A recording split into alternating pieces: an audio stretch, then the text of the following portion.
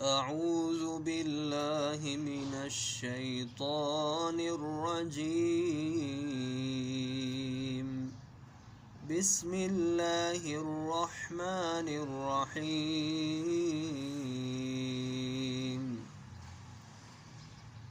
القارعة ما القارعة وما أدراك ما القارعة يوم يكون الناس كالفراش المبثوث وتكون الجبال كالعهن المنفوش